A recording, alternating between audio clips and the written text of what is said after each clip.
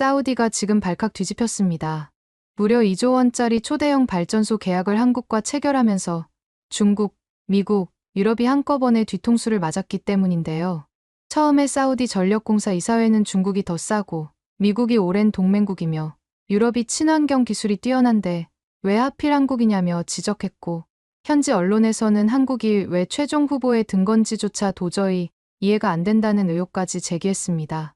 하지만 한국은 단 한 번의 발표로 사우디 전체를 사로잡을 수 있었고, 이제는 빈살만 왕세자까지 나서서 한국만한 곳이 없다는 선언까지 내뱉었다고 하는데요. 그렇다면 결국 미국, 유럽, 중국에서조차 무릎을 꿇을 수밖에 없었던 한국만의 비밀무기가 대체 뭐였는지 함께 알아보러 가실까요? 안녕하세요. 저는 사우디 전력공사에서 발전소 건설 총괄 책임자로 일하고 있는 오마르입니다. 매일 아침 저는 제 사무실에 도착하자마자 공사 진행 상황부터 확인하는 습관이 있습니다. 평소와 다름없던 어느 날 아침, 메일함을 확인하다가 이사회에서 온 메일을 보게 됐어요. 사우디 미래 전력 안보를 위한 복합화력발전소 건설 계획 승인이라는 제목이었죠. 처음에는 그저 또 하나의 발전소 건설 프로젝트라고만 생각했습니다. 이메일 내용은 복합화력발전소 2기를 최대한 빠른 시일 내에 착공해야 한다는 거였는데, 이런 프로젝트는 우리 SEC에서는 흔한 일이었거든요. 사우디가 특히 전력 수요가 빠르게 증가하고 있는 나라니까요. 하지만 메일을 자세히 읽으면서 갑자기 등줄기에 식은땀이 흘렀습니다. 이번 프로젝트가 단순한 발전소 건설이 아니라는 문구가 눈에 들어왔거든요. 이번 복합화력발전소는 사우디 전력망의 심장부에 해당하는 핵심 시설이며, 여름철 정전 사태를 방지할 마지막 보루라는 문장을 보는 순간 가슴이 철렁 내려앉았어요. 이사회가 복합화력발전소 2기를 조속한 시일 내에 건설을 시작하라고 지시했죠. 평소라면 담담하게 받아들였을 지시였지만 이번에는 손이 떨리기 시작했습니다.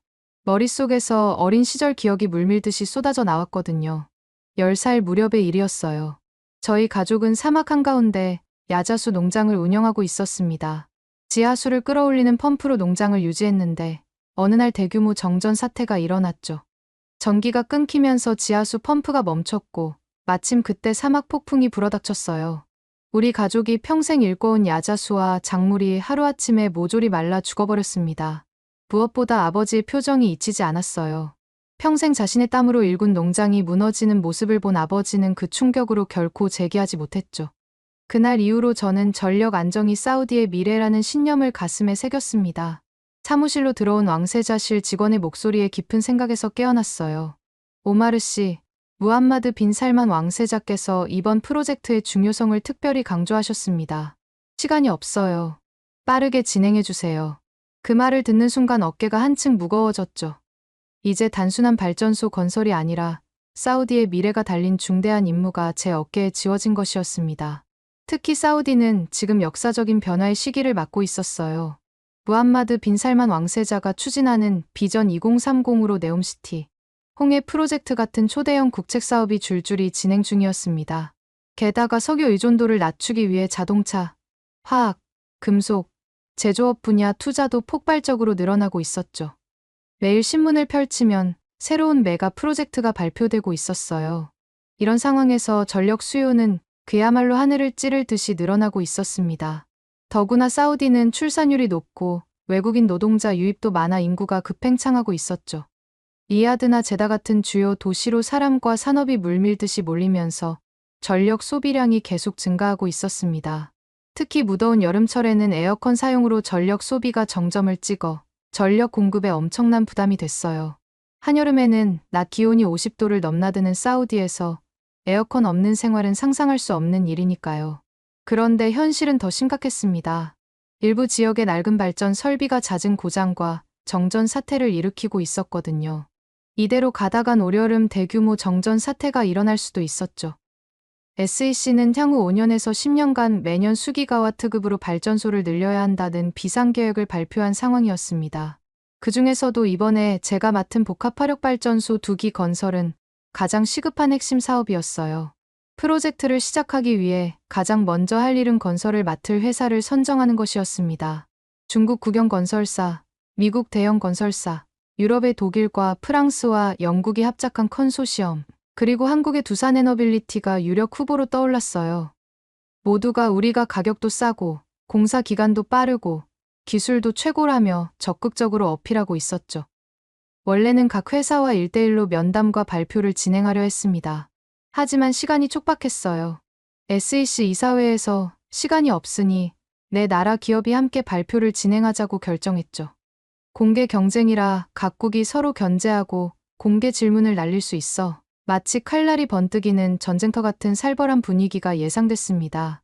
사실 이번 프로젝트는 단순히 저렴한 가격만 중요한 게 아니었어요. 대형 사업인 만큼 단가도 중요하지만 빠른 공사 기간 준수도 핵심이었습니다. 공사 기간은 건설 시작부터 완공까지 걸리는 시간을 말하는데 이 프로젝트는 정말 하루가 급했죠.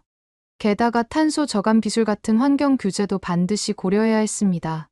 SEC 내부에서는 어느 한쪽만 잘한다고 되는 게 아니라 균형 잡힌 파트너가 필요하다는 목소리가 높아지고 있었어요. 저는 모든 후보 업체들의 자료를 밤새워 살펴보기 시작했죠.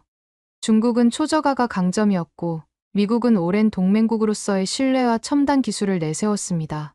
유럽 컨소시엄은 친환경 기술이 돋보였고요. 자료를 검토하다 보니 밤은 깊어가는데 이상하게도 한국의 두산에너빌리티에 자꾸만 눈길이 갔어요.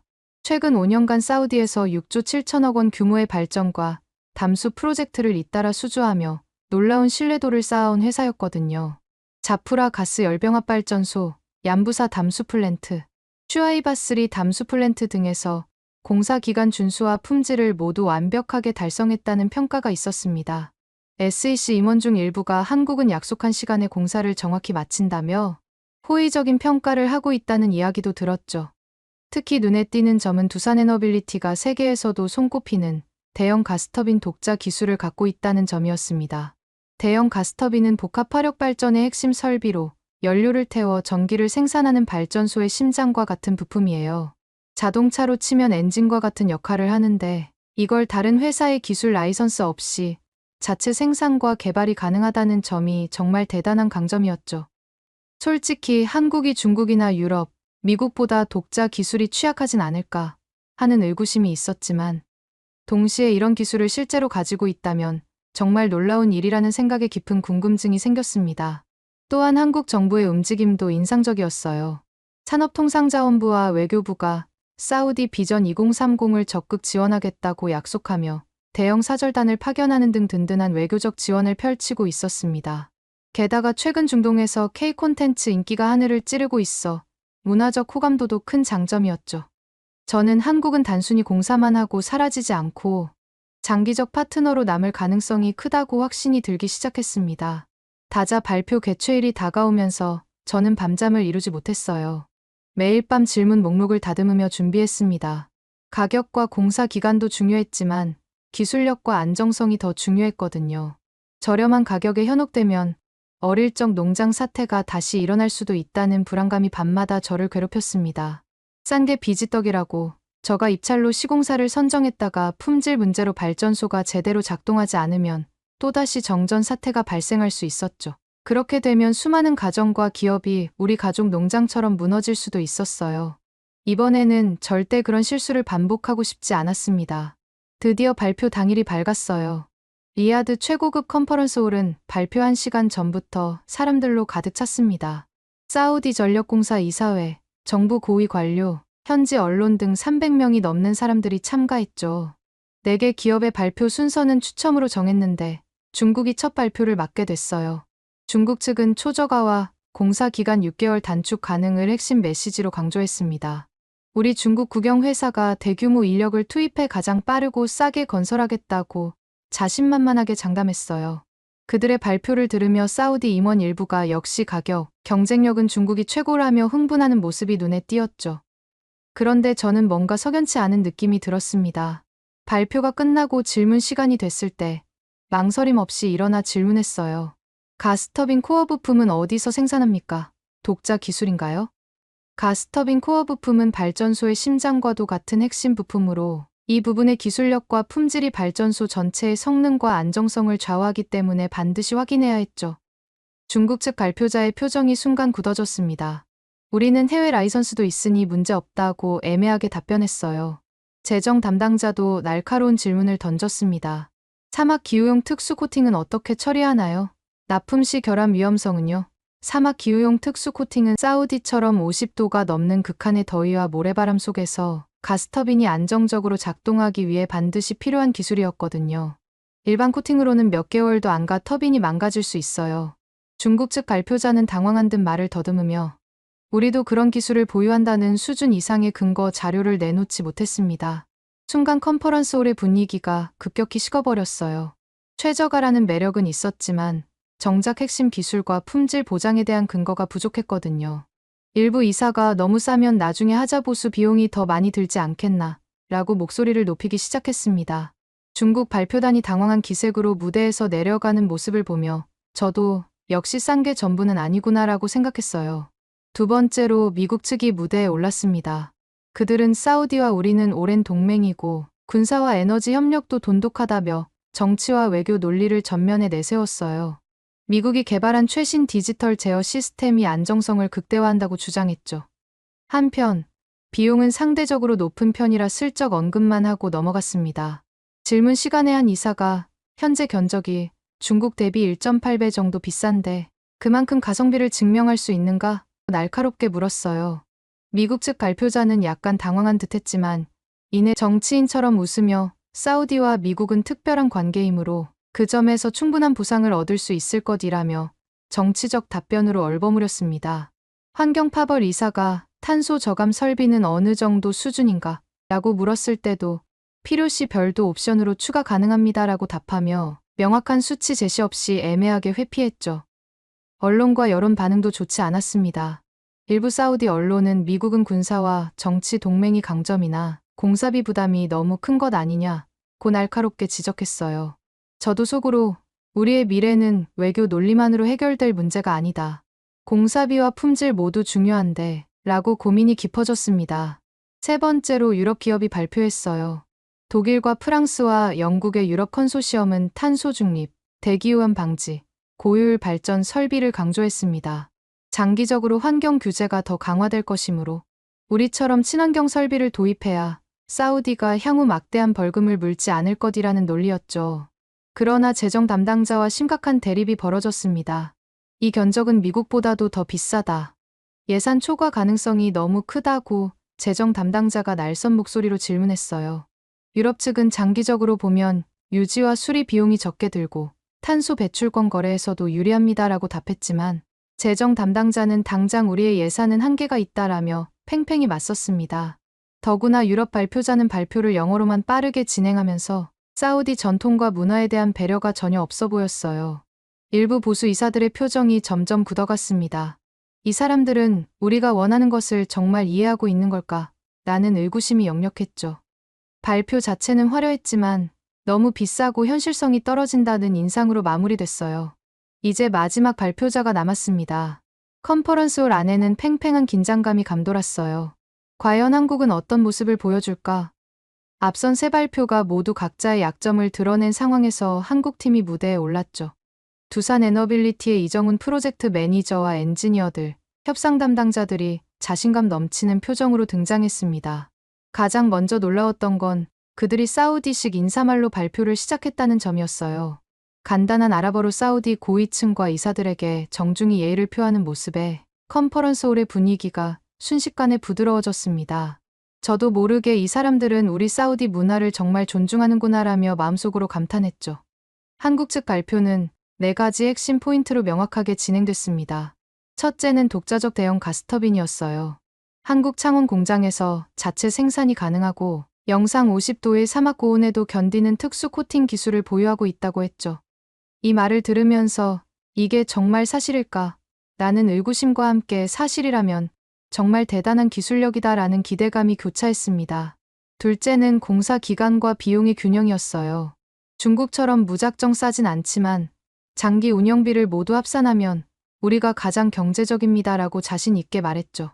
공사 기간은 건설 시작부터 완공까지 걸리는 시간인데 한국은 이 부분에서도 균형 잡힌 접근법을 제시했습니다. 셋째는 친환경 조절 옵션이었어요. 유럽 수준의 친환경 설비를 선택 가능한 옵션으로 만들어 예산 범위 내에서 맞춤 설계가 가능합니다라고 했습니다. 마지막으로 장기 운영과 정비 파트너십을 강조했죠. 저희는 건설만 끝내고 떠나지 않습니다. 사우디 인력 교육과 기술 이전을 통해 10년, 20년 함께하겠습니다라는 약속에 이사회 의원들이 고개를 끄덕이기 시작했어요. 이어진 질의응답 시간이 가장 흥미진진했습니다. 사우디 이사회에서 2개월 이상 공사 기간 단축이 가능한가? 라고 물었는데 한국 측은 모듈화 시공으로 한두 개월 단축은 현실적이고 품질 희생 없이 가능합니다라고 명확하게 답했죠. 정말 가스터빈을 완전 독자 생산하느냐는 질문에는 R&D 센터에서 진행한 실증 테스트 결과 자료를 준비해와서 즉석에서 공개했어요. 모든 질문에 정확한 수치와 데이터로 답변하는 모습이 정말 인상적이었습니다. 그런데 갑자기 중국 측에서 끼어들어 질문을 던지기 시작했어요. 가격이 우리보다 높은데 이는 사우디에 불리합니다라는 지적에 한국 측은 전혀 당황하지 않고 장기 유지와 보수, 부품 교체 비용까지 합하면 총 비용은 오히려 저희가 훨씬 경제적입니다라고 자신 있게 답했습니다. 세계적 실적이 적어 문제 발생 가능성이 높습니다라는 또 다른 공격에는 사우디 담수화 발전 프로젝트를 포함해 중동 여러 국가에서 지난 5년간 6조 7천억 원 규모의 실적을 달성했습니다라며 당당하게 입증했죠.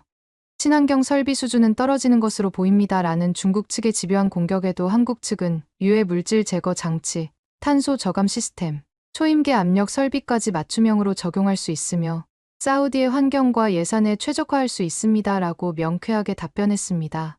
컨퍼런스홀의 분위기가 순식간에 바뀌었어요.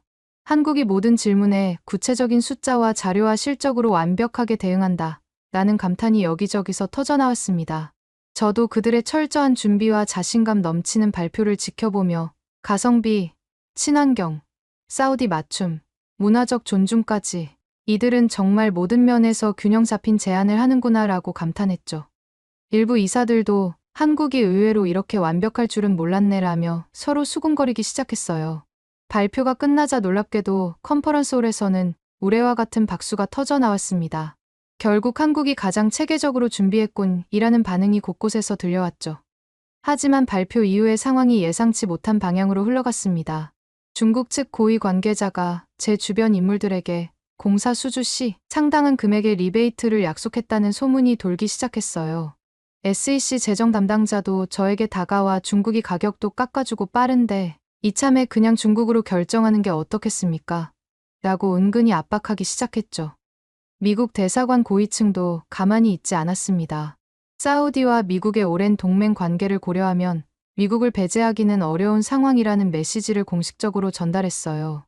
SEC 일부 이사들은 미국과 관계가 틀어지면 무기 구매와 원유, 외교에 심각한 지장이 생길 수 있다며 미국 쪽으로 기울어지는 모습을 보였습니다.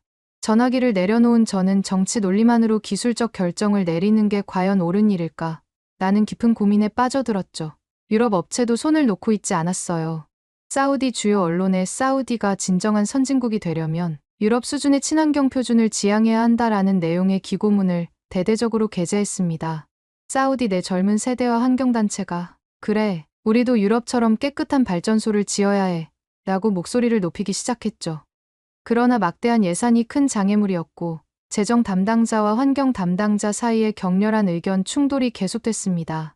이런 혼란 속에서 눈에 띄는 움직임이 있었어요. 한국 정부가 산업통상자원부 차관과 외교부 고위 인사들로 구성된 특별사절단을 파견한 거였죠. 그들은 무함마드 빈 살만 왕세자와 직접 면담하며 복합화력발전소뿐만 아니라 신재생에너지, 스마트시티 등 비전 2030 전반에 걸쳐 함께하겠다고 공식적으로 약속했어요. 이 소식을 들은 저는 한국은 단순히 공사 계약이 아니라 장기적으로 사우디의 산업 발전을 함께 이끌어가겠다는 진정성이 느껴진다며 깊은 인상을 받았습니다. 또한 사우디 대표단이 K-콘텐츠 전시회와 최첨단 IT 기술, 세미나에 초청받아 한국을 방문하는 특별한 기회도 마련됐어요. 한국은 사우디의 투자와 협력을 아끼지 않고 현지 인력 양성도 적극 지원하겠다는 메시지가 곳곳에서 강조됐습니다. 이런 모습을 지켜보며 저는 한국은 정말 하나의 팀처럼 완벽하게 움직이고 사우디의 발전에 진심으로 관심을 갖고 있구나라는 깊은 확신이 들었죠. 한국의 이정훈 프로젝트 매니저도 최종 제안을 더욱 매력적으로 보완해왔어요. 공사 기간 단축, 부분 친환경 옵션 등 사우디에 딱 맞는 최적화 패키지를 제안드립니다라며 우리가 요청한 납기 2개월 단축에 완벽하게 대응할 모듈화 시공안과 비용 절감안을 추가해 최종 제안서를 준비했습니다. 그러던 중 정말 뜻밖의 제안을 받았어요.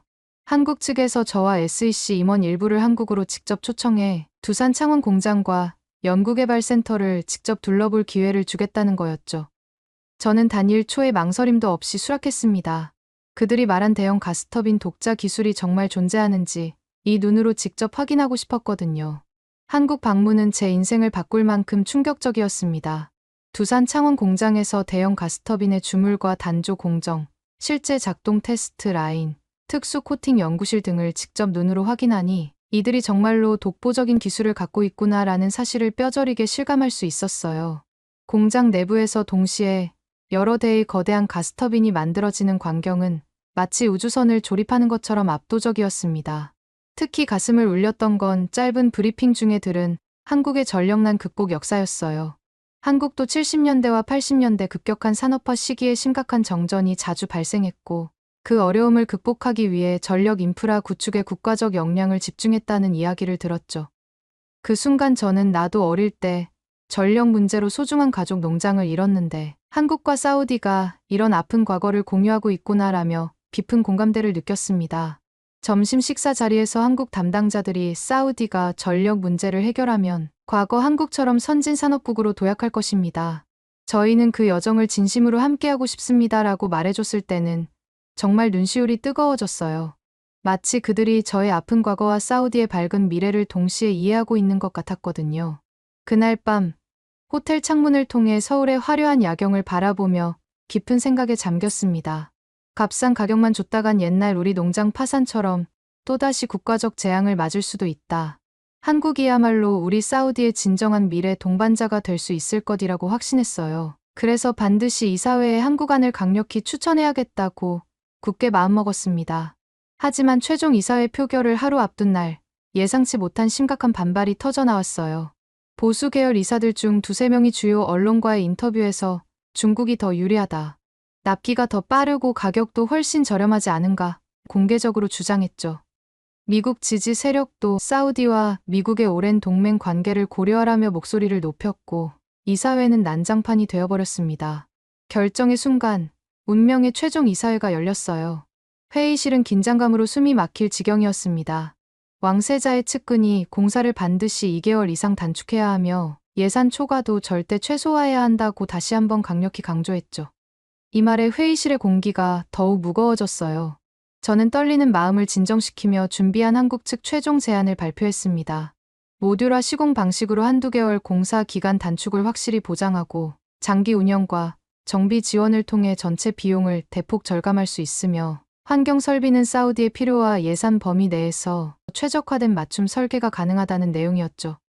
또한 두산의 과거 공사 실적과 재무적 안정성을 증명하는 모든 자료도 함께 제출했습니다. 이사들은 쉽게 결정을 내리지 못했어요. 중국, 미국, 유럽이 이 모든 조건을 만족시키지 못했는데 한국은 정말 이 모든 것을 다 갖추고 있는 건가? 라며 의심 어린 질문을 던졌습니다. 저는 한국 방문에서 직접 본 모든 근거와 자료를 바탕으로 확신해 찬 목소리로 설명했어요. 회의실은 치열한 논쟁으로 몇 시간이 흘렀습니다. 마침내 표결 순간이 왔고 손에 땀이 흐르는 긴장감 속에서 극적인 차이로 한국안이 최종 통과됐어요. 중국과 미국, 유럽 측 인사들이 굳은 표정으로 자리를 떠났고 저와 SEC 이사들은 결코 쉽지 않은 결정이었지만 한국이 모든 면에서 가장 균형 있고 믿을 수 있는 파트너라는 결론을 내렸습니다. 서명식 날은 마치 축제 같았어요. 리야드 최고의 컨퍼런스홀에서 무함마드 빈 살만 왕세자가 직접 참석한 가운데 사우디와 한국 대표들이 수조 원 규모의 역사적인 계약에 서명했죠. 수백 대의 카메라 플래시가 쉴 새 없이 터졌고 K엔지니어링의 기적, 미국과 중국, 유럽을 모두 제치고 대형 프로젝트 수주 제목의 뉴스가 전 세계 언론을 장식했습니다. 한국 정부 대표도 참석해 사우디와 한국의 전략적 협력이 새로운 차원으로 격상되었다며 감동적인 축사를 전했어요. 가장 가슴 벅찬 순간은 저와 두산의 이정훈 프로젝트 매니저가 나눈 뜨거운 악수였습니다. 여러분들이 보여준 기술력과 진심 어린 태도가 저를 완전히 확신시켰습니다. 이건 단순한 발전소 건설이 아니라 사우디의 미래를 함께 만들어가는 일입니다라고 제가 말했죠. 이정훈 매니저는 환한 미소로 저희는 사우디의 전력난을 반드시 해결하고 함께 더 밝은 미래로 나아가겠습니다라고 화답했어요. 사우디 언론은 한국, 사우디 문화를 깊이 존중하고 장기적 파트너십을 제안한 점이 가장 높은 평가를 받았다고 극찬했습니다. 한국 언론은 K-엔지니어링의 저력, 사막 한가운데서 세계 최고 기술력을 증명해냈다. 제목의 특집 기사를 쏟아냈어요. SEC 내부에서도 중국, 미국, 유럽과의 치열한 경쟁에서 승리한 것은 한국의 완벽한 균형 감각 덕분이라며 찬사가 이어졌죠. 심지어 CNN과 BBC 같은 세계적 언론도 사우디와 한국의 대규모 계약, 체결이 중동 전력 시장의 지형을 완전히 바꿀 것이라고 전망했습니다. 어릴 적 전력난으로 소중한 가족 농장을 잃었던 제가 이제는 사우디의 미래, 전력을 책임지는 자리에서 한국과 손잡고 새로운 시대를 열어가게 됐어요.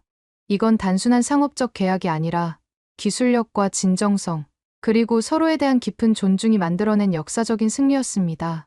이제 사우디는 한국과 함께 더 밝고 안정적인 미래를 향해 힘차게 나아갈 준비가 되었어요.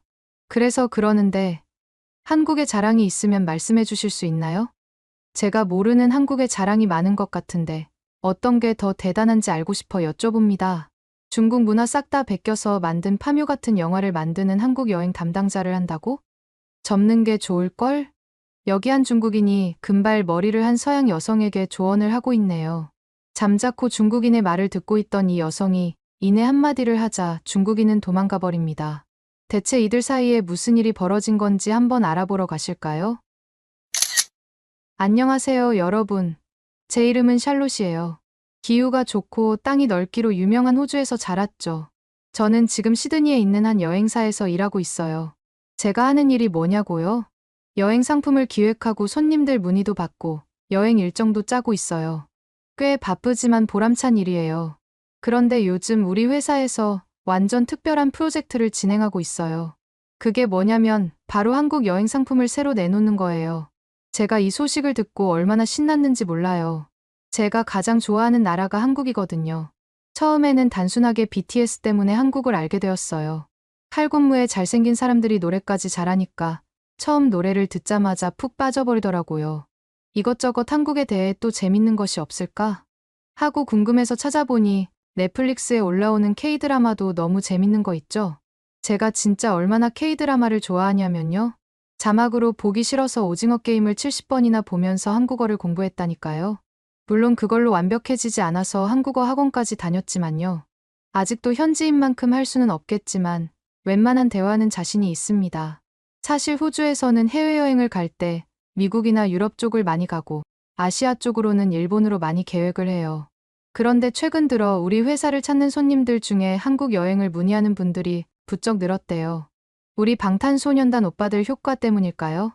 제가 한국에 대해 관심이 많고 한국어를 잘한다는 소문이 퍼져서인지 회사에서도 한국 관련 업무는 주로 제가 도맡아 하고 있죠. 아무튼 대표님께서 저를 따로 불러서 저보고 특별히 한국 전문 여행 상품을 기획해 보라고 하더라고요. 저는 그 말을 듣자마자 속으로 환호성을 얼마나 질렀는지 몰라요. 저는 사실 중국 쪽 패키지를 담당하고 있었는데 기획 때문에 직접 중국에 방문하면 너무 스트레스 받았었거든요. 중국에 여행 갈 때마다 느낀 건 중국인들은 항상 친절하지 않고 지나가다가 모르는 것이 있어서 물어보면 그거마저도 무시하고 휙 지나갈 때가 많았죠. 길거리에 쓰레기도 너무 많기도 하고 음식도 맛집이 별로 없어서 좀 먹을 만한 곳을 찾는 것도 얼마나 힘들었는지 몰라요. 중국 담당을 하기 싫은 것을 겉으로 티를 낼 수도 없는 노릇이고 계속 스트레스만 받아왔었거든요. 그런데 제가 한국어를 공부하고 한국에 대해 잘 아는 것이 이렇게 도움이 될 줄이야. 너무 기분이 좋아 과거의 저를 얼마나 칭찬했는지 몰라요. 저는 그 다음 날부터 회사에 칼같이 출근해서 반드시 한국 패키지 여행을 성공시키겠다라고 다짐하면서 열심히 기획했어요. 다시 중국 패키지 기획 쪽으로는 죽어도 가기 싫었거든요. 그렇게 노트북 앞에 앉아서 한국 여행 정보며 블로그며 돌아다니면서 머리를 싸매고 있는데 제 직장 동료 수양이가 다가오더니 뜬금없는 소리를 하는 거 아니겠어요? 샬롯, 너무 속상하겠다. 중국 패키지 기획이 샬롯의 커리어에도 도움이 많이 될 텐데 갑자기 한국 쪽 기획으로 발령이라니 딱 봐도 망할 수밖에 없는 여행지잖아. 지금이라도 내가 대표님한테 잘 말해볼 테니까 중국 기획팀으로 바꿔달라고 하는 것 어때? 한국에 가봤자 다 중국에 있는 것을 베낀 것 뿐이라서 여행하시는 분들도 재미없을 거라고. 아무리 좀 바꿔서 베꼈다고 해도 원조인 중국이 있는데 어떤 흥미가 있겠어. 김치나 한복도 다 중국 걸 베낀 거잖아. 한국 쪽 고객들은 BTS 때문인데 이전에 부채춤 춘 것도 중국 걸 베낀 건데 그런 거 알면 더 실망하고 한국에 대해 이미지가 안 좋아질 뿐이라니까. 요즘 중국에 있는 내 친구들 사이에서도 파묘라는 영화 때문에 이슈인 것 같더라고. 파묘가 중국 문화를 베꼈다라는 말도 되게 많던데 그런 나라에서 진행하는 패키지 담당자 해봤자 너만 안 좋다니까. 망하기 딱 좋잖아. 저는 수양이가 하는 말을 듣고 깜짝 놀랐어요. 아니, 이게 무슨 헛소리야? 수양은 중국 출신이라 중국 문화에 대한 자부심이 대단한 친구거든요. 평소에도 이런저런 자기 나라가 최고다라는 발언을 많이 하긴 했는데 이건 좀 심하잖아요. 게다가 저는 한국어와 더불어 한국 문화에 관심이 많아서 이것저것 찾아보고 공부도 많이 했단 말이에요. 김치나 한복의 유래, 한국 전통 예술의 특징 같은 것들도 나름대로 잘 알고 있거든요. 그래서 수양이가 한 말은 여러모로 저한테 거짓말을 치고 있다는 걸 단번에 알아차렸죠. 수양, 근거 없는 소리 그만해. 한국이 중국 문화를 베꼈다고 하는데 정말 그게 맞는 말이야? 확실한 증거라도 있어? 아직 중국 쪽에서도 개봉 안 한 파묘를 너 친구들은 어떻게 본 건데? 중국 쪽에서 한국이 중국을 베꼈다고 주장할 때가 많은데 항상 증거 없이 우기기만 하더라. 수양이는 제 말에 할 말을 잃은 건지 얼굴이 벌개지더니 고개를 숙이고 슬그머니 자리를 떴어요. 쫓아가서 한국 문화에 대해 좀 더 설명해주고 싶었지만 제가 그렇게 열심히 말해봤자 귓등으로 듣지도 않을 테니 굳이 그럴 필요까진 없다고 생각했어요. 어차피 수양은 한국을 폄하하려는 자기 고정관념에 빠져서 제 말을 제대로 듣지도 않을 테니까요. 하지만 한편으로 수양이 때문에 더 열이 받치더라고요. 사실 제가 이렇게 한국 문화와 한국을 좋아하긴 하지만 한 번도 한국을 가본 적은 없었거든요. 계속 중국 담당을 하느라 중국 쪽으로 답사하러 왔다 갔다 하기도 바빴거든요. 사실 이것도 핑계인 거 잘 알고 있어요. 그래서 저는 이참에 한국 패키지를 내놓기 전 현지 답사를 바로 가야겠다고 생각했죠. 수양이 다녀간 뒤로 저는 더 한국 패키지에 몰입해 준비했던 것 같아요. 완벽한 패키지를 기획하고 싶은 마음이 컸거든요. 대표님께 기획한 패키지를 보여드리니 바로 답사를 갔다 오라고 지원해 주시더라고요. 그렇게 일사천리로 한국행 비행기 티켓을 끊고 한국으로 향했답니다. 제가 한국에 도착했을 때 처음 느꼈던 감정은 정말 믿기지 않았어요. 도착하자마자 공항에서부터 중국이랑 얼마나 다른지 확 느껴졌었거든요. 인천공항에서 나오는 순간 온 몸으로 한국의 공기를 들이마셨어요. 일단 확실한 건 중국이랑 공기부터 다르다는 거였어요. 저는 입국 심사대를 통과하고 수화물을 찾느라 분주하게 움직였는데도 내내 얼굴에 미소가 떠나질 않더라고요. 드디어 한국에서의 첫걸음을 내디딘다는 게 너무 가슴 벅찼거든요. 공항에서 서울로 향하는 버스에 올랐을 때 창밖으로 보이는 풍경이 정말 인상 깊었어요. 거대한 고속도로를 가로지르는 수많은 차들, 높다란 건물들, 깔끔한 간판들까지. 마치 영화 속 장면 같았달까요. 차창에 코를 바짝 붙이고 눈을 떼지 않고 바깥을 구경했던 것 같아요. 서울에 도착해서 호텔의 짐들을 풀자마자 또다시 두근거리는 마음을 안고 밖으로 나섰어요. 숙소에 있는 이 시간이 너무나도 아까웠었거든요. 그렇게 숙소 밖으로 나선 제 발걸음은 제일 먼저 기획한 경복궁으로 향했어요. 한국의 대표적인 궁궐을 한국 여행에 절대 빼먹으면 안 된다고 생각했거든요. 그렇게 경복궁에 도착했는데 정말 경복궁은 제 상상 이상이었어요. 경복궁 내부에 들어가기 전에는 아무리 넓어도 역 근처에 조그맣게 유지되고 있지 않을까 생각했거든요. 이렇게 웅장하고 아름다운 건축물들이 있을 줄이야. 주변에는 화려한 색채의 단청 장식들도 있고 전통 문양으로 꾸며진 궁궐들을 보면서 역시 한국 여행 왔을 때 경복궁은 절대 빼놓을 수 없는 곳이라고 확신을 했죠. 그야말로 눈이 부실 지경이었달까요? 깔끔하고 세련된 건물들 사이에 고요하게 지켜지는 궁궐이 너무나도 멋있다고 생각했습니다. 만약 조선시대로 간다면 한국은 이런 느낌이었을까 싶은 생각이 들었죠. 제가 경복궁을 기획에 넣은 이유는 또 하나 있었어요. 바로 한복 체험을 할 수 있기 때문이죠. 호주 사람들은 한국의 한복에 대해서 관심이 많거든요. 호주 쪽 전통의상을 보셨을지 모르겠지만 아무래도 호주는 다문화 국가이기 때문에 유럽인들이 들어와 정착하며 살아서 호주만의 전통의상이 없거든요. 그런데 한국은 한국만의 전통의상이 있으니 호주 사람들이 얼마나 신기해하겠어요? 거기다가 한복이 얼마나 아름다운가요? 진짜 수양이 고구려 시대부터 이어온 한복을 중국 거라고 했을 때 얼마나 화가 났는지 몰라요. 한복 체험을 할 수 있는 곳으로 가보니 제가 입고 싶은 한복을 고를 수 있더라고요. 저도 한복에 대해서 나름 조사했다고 생각했는데 한복 체험관에 있는 한복을 보고서는 놀랄 수밖에 없었어요. 이렇게 많은 한복 디자인과 색상이 있는지 몰랐거든요. 그 중에서 오늘 사람들이 유독 많이 입고 다니던 파스텔 톤의 한복으로 도전해봤습니다. 화려하고 예쁜 색을 가진 둥근 저고리에 풍성하고 고운 치마를 갖춰 입어보니 정말 저도 한국인이 된 듯한 기분이 들었죠.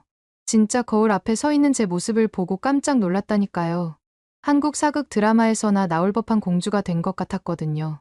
한복의 아름다운 곡선미에 완전 매료됐어요. 움직일 때마다 살랑살랑 펄럭이는 치맛자락도 정말 예뻤고요. 제가 원하는 색상대로 저고리랑 치마를 골라서 매칭시켜서 입을 수 있다는 것이 너무 재밌었고, 예쁜 옷을 직접 입고 돌아다니니 기분이 너무 좋았습니다. 그렇게 한복을 입고 경복궁을 돌아다니는데 옛날 왕과 왕비들도 이런 복장을 입으면서 경복궁을 걸었을 생각하니 재미있더라고요. 이리저리 돌아다니다 보니 배에서 꼬르륵 소리가 너무 천둥처럼 나는 거 아니겠어요? 누가 들었을까 주위를 살펴보는데 다행히 아무도 안 들은 것 같더라고요. 경복궁 다음으로 기획한 곳은 삼계탕집에 가는 거였습니다. 고객분들을 데려와야 하니 제가 직접 먹어봐야 하지 않겠어요? 제 사심을 채우는 것 아닙니다. 오해하지 말아주세요. 삼계탕을 주문하고 기다리다 보니 검은색 뚝배기에 팔팔 끓고 있는 삼계탕이 나왔습니다. 제가 여기를 고른 이유는 다른 곳에 비해 국물이 걸쭉해서 맛있다는 후기가 많았었거든요. 뽀얗고 걸쭉한 국물의 맛을 보려고 하는데 살짝 두려운 게 아니겠어요? 뭔가 이 보글보글 끓는 게 진정되고 나서야 한 입 먹을 수 있을 것 같다는 생각이 들더라고요. 주변의 사람들을 보니 후추와 소금을 조금씩 넣고 있던데 저도 보면서 저런 걸 넣어서 먹어야겠구나 싶더라고요. 계속 기다려도 뚝배기 안에 있는 보글보글 끓는 게 없어지지 않아 저는 용기를 내서 한 숟가락 하기로 했습니다. 한 숟가락을 퍼서 후하고 불고 맛을 보니 생각보다 뜨겁지 않은 게 아니겠어요? 저는 입에 닿자마자 입천장과 혀를 댈 각오를 하고 한 입 한 거였는데 오히려 적당한 온도에 뜨끈하니 한국 사람들이 속이 풀리네하는 느낌이 어떤 느낌인지 바로 감이 오더라고요. 싱겁게도 먹어보고 주변 사람들처럼 후추와 소금을 더 쳐서 먹었는데 오히려 이게 저한테 간이 딱 맞더라고요. 짭짤하면서 후추의 알싸함이 느껴지면서 고소함까지 느껴지니 너무 맛있었어요. 거기에 닭고기 살은 어떡해요? 너무 부드럽고 쫄깃쫄깃하더라고요. 나중에 고객분들이 오게 된다면 후추와 소금은 필수로 넣어서 먹어보라고 꼭 제안해봐야겠다고 생각했어요. 그렇게 남은 일정을 마무리하고 내일을 기대하면서 잠에 들었어요. 왜냐하면 제가 가장 기대하던 게스트하우스를 가는 날이었거든요. 저는 여행 전부터 현지인들과 교류할 수 있는 게스트하우스에서 꼭 묵어보고 싶었어요. 제가 모르는 한국에 대해서 들을 수 있다는 것도 좋았고 숨은 맛집이 어딘지도 너무 궁금했거든요. 저녁이 되니 다들 한 곳으로 파티를 하러 모이는데 저도 한국인과 직접 대화해본 적이 없어서 되게 쭈뼛쭈뼛하고 있었거든요. 그런데 다들 너무 친절하고 재미있는 분위기를 만들어주시는 것이 아니겠어요? 특히 거기서 저를 가장 잘 챙겨준 친구는 바로 서준이었어요. 제가 게스트하우스 라운지에서 다른 투숙객들이랑 한국어로 대화하고 있었는데 자기도 껴도 되겠냐고 다가오더라고요. 알고 보니 저랑 나이도 같더라고요. 이런 곳에서 친구를 만날 수 있다니 너무 기분이 좋았죠. 한국어로 술술 말하는 제 모습에 서준이도 깜짝 놀라더라고요. 샬롯 한국말 되게 잘하는데 발음도 엄청 좋고 도대체 어떻게 공부한 거야? 그 한마디에 절로 입꼬리가 올라갔어요. 그동안 고생한 보람이 있더라고요. 제가 한국어로 그치, 한국 오기 전부터 엄청 열심히 공부했거든 이라고 으스댔더니 서준이도 엄지손가락을 축혀 세우며 엄청 신기해하더라고요. 이런저런 대화를 하면서 서준이랑 금세 가까워졌어요. 이야기를 나누다 보니까 취향도 잘 맞고 웃음 코드도 똑같더라고요. 저희는 밤새도록 수다 떨면서 각자가 어떻게 살아왔는지에 대한 얘기도 하면서 온갖 에피소드며 다 쏟아냈죠. 벌써 절친이 된 것 같은 그런 기분이었달까요? 더욱 좋았던 건 서준이가 서울 토박이라 여행 팁을 줄 수 있다고 하더라고요. 제가 미처 알지 못했던 맛집이나 숨겨진 명소 같은 걸 소개해주겠다고 약속했죠. 인사동 같은 유명 관광지들도 직접 안내해주기로 했어요. 마침 제 기획에도 들어가 있는 기획이었는데 저보다 더 잘 알고 있는 서준이가 가이드를 해주면 더 자세히 들여다볼 수 있겠구나 하면서 기분이 너무 좋았죠. 인사동에 도착했을 때 거리에 발을 딛는 순간 눈이 휘둥그레질 수밖에 없었습니다. 이 거리를 뭐라고 설명해야 할지 모르겠어요. 골동품 가게에 화랑의 전통 찻집에 길거리 먹거리까지 없는 게 없더라고요. 구경하느라 정신없이 이리저리 돌아다녔죠. 특히 그 길거리 음식 냄새는 정말 환상적이었어요. 붕어빵 냄새, 호떡 냄새가 코를 간지리는데 침이 꼴깍 넘어갈 지경이었다니까요. 거기서 가장 인상 깊었던 간식은 꿀타래였어요. 굉장히 많은 실들을 겹겹이 해서 간식으로 만드는데 너무 신기하더라고요. 직접 입에도 넣어봤는데 실이 겹겹이 쌓여 있어서 딱딱한 식감을 낼 줄 알았는데 입에서 사르르 녹는 것 아니겠어요? 너무 맛있어서 2박스나 더 사버렸다니까요. 근데 그때 서준이가 갑자기 한강 야경 보러 가는 건 어떠냐고 하는 거 아니겠어요? 순간 눈이 동그래졌어요. 서울 야경하면 63빌딩이나 남산타워밖에 몰랐거든요. 설마 한강에 숨은 야경 명소가 있을 줄이야. 완전 기대하면서 따라 나섰죠. 택시 타고 차창 밖을 내다보는데 서울 밤거리가 장난 아니게 화려하더라고요. 네온사인 가득한 건물 조명에 차들은 북적북적 밀리는데 정말 살아있는 도시 같았어요. 한강 선착장에 도착해서 유람선에 올랐는데 배 안의 인테리어가 완전 고급스러웠어요. 은은한 촛불에 클래식 음악까지 깔려 있으니 왠지 꿈 같은 기분이 들더라고요. 천천히 흘러가는 한강 위로 야경이 끝내줬어요.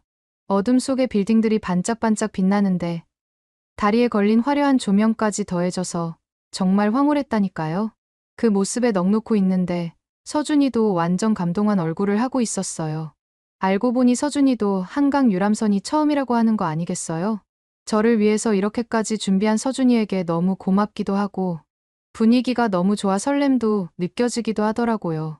배에서 내려서 한강공원을 걸으면서 여행 얘기를 주고받았어요. 숙소로 돌아오는데 서준이가 눈을 반짝이며 같이 영화를 보러 가자고 말하는 게 아니겠어요? 개봉한 지 얼마 안 된 파묘라는 영화를 같이 보는 게 어떻겠냐고 제안을 했죠. 처음엔 제목 듣고 깜짝 놀랐어요. 한국이 중국 문화를 베꼈다고 말하는 수양이가 비꼬았던 바로 그 영화잖아요. 저는 그때 억울함 때문에 서준이에게 그때 있었던 일들을 전달하니 절대 아니라고 완전 자신 있게 말하는 것 아니겠어요? 오히려 한국만의 독특한 문화를 담은 걸작이라면서요. 저도 궁금한 마음에 영화관으로 달려갔어요. 어두운 극장에 앉아서 스크린을 응시하고 있는데 가슴이 콩닥콩닥했어요. 과연 서준이 말대로 대단한 작품일까? 아니면 수양의 비난처럼 졸작일까? 긴장되는 마음으로 기다리는데 갑자기 영화가 시작하는 거예요. 엄청 생생한 묘사 때문에 첫 장면부터 완전 압도당했다니까요.